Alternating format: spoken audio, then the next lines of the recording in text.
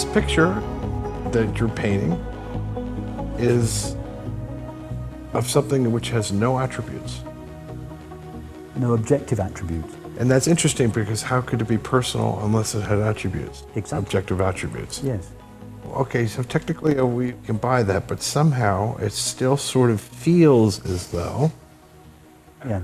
from where I'm sitting, that this consciousness belongs to something that's closer to this body than it is to that body, or closer to here than it is to the mountain out there. Yes. Now that's an interesting thing, because if in fact that's an illusion, we should be able to experientially sort that out.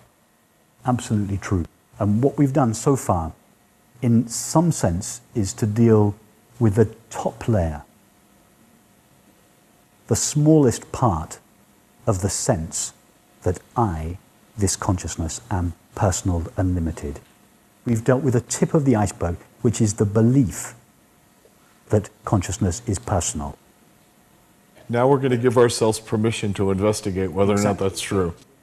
Exactly as you say, we're now left with a contradiction. We've established from our own experience that we know, and when I say know now, I mean we know with the mind that consciousness cannot be personal. And yet we feel, as you say, if we're honest, and yet we feel, yes, I still feel here. I feel that you're over there. So there's a contradiction. Right. What's going on here? This contradiction is intolerable for anyone who is interested in the nature, because consciousness cannot be both at the same time. So a deeper level of exploration is initiated by seeing this contradiction, which is an investigation into the feeling. We've established from our own experience that we know that consciousness is not personal, and yet we feel that I, this consciousness, am located here, inside this body, or as this body. So this contradiction is intolerable.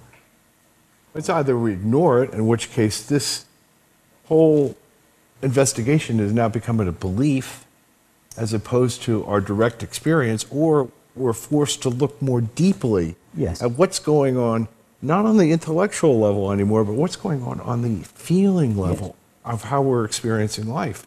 If we only leave it at the intellectual level, if we only leave the understanding, and it may be a genuine understanding, yes, there's nothing in my experience to substantiate the belief that consciousness is personal, then that is some degree of understanding. But nevertheless, our true feeling is that I am personal. And suffering is inherent in that position. So sooner or later, although we may have a thin layer of understanding, yes, I am impersonal consciousness, sooner or later the feelings are going to percolate up through that thin layer of so-called understanding, and they're going to cause havoc with our life. There are lessons. I mean, there are lessons to be learned. They're demonstrating that there's something inconsistent with our understanding. Yes. And sooner or later, this feeling of being located and limited will call for attention. And in most of us, that call for attention comes in the form of unhappiness or suffering. And we're going to have to confront the fact that this issue has not been resolved to our satisfaction. Let's look now at the feeling. What does this feeling that I am unlimited consist of?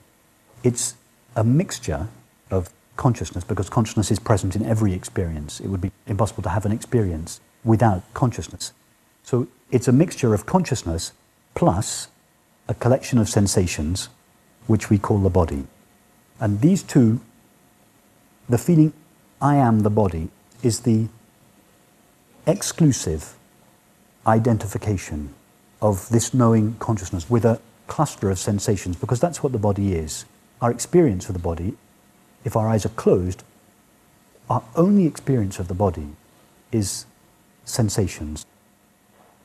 Either a single sensation or usually a network, a cluster of sensations. And what we're saying is that I, this knowing presence, is identical with this cluster of sensations, but it is not the sound of the fan over there. Right.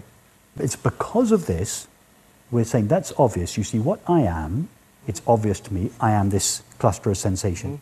And it's obvious to me that I am not the fan. Therefore, I am this, me, and I am not that, the world. So the world becomes everything that I am not. Everything that is not this cluster of sensations. That's one way we could define the world. So how is it now that, as we've come to this conclusion that we're consciousness and that we have really no objective attributes at this point, how is it that we come to judge and categorize the sensations, some as being our own and some of them not our own? We've just learned to. We've learned, our culture from a very, very early age has conditioned us to believe that we are this fragment. Our actual experience, and in fact, our experience is always that consciousness is one with the totality of our experience. That every experience, the visual perception of something on the horizon, is at the same zero distance from consciousness as the most intimate sensation. Everything is one with consciousness. That is always our experience, even if it seems that it's not. But what's happened is we have been encouraged and educated to think, no, that's not the case. Consciousness is not one with the totality of what is. It's one with a fraction of what is. And we have been rehearsing this for so long that we now think that it's so natural and normal and ordinary that consciousness is exclusively identified with this cluster of sensations, and that therefore consciousness is not everything else. This now becomes the kind of basic assumption of our culture. We mentioned early on, we think it's so obvious. We think it's such an obvious fact of experience that what we are is this body-mind, that sometimes when we hear the kind of reasoning that we've been going through now, people think, oh no, that's very intellectual and theoretical. And it's the opposite. What's intellectual and theoretical is the idea that this consciousness is exclusively associated with a cluster of sensations. That is truly intellectual.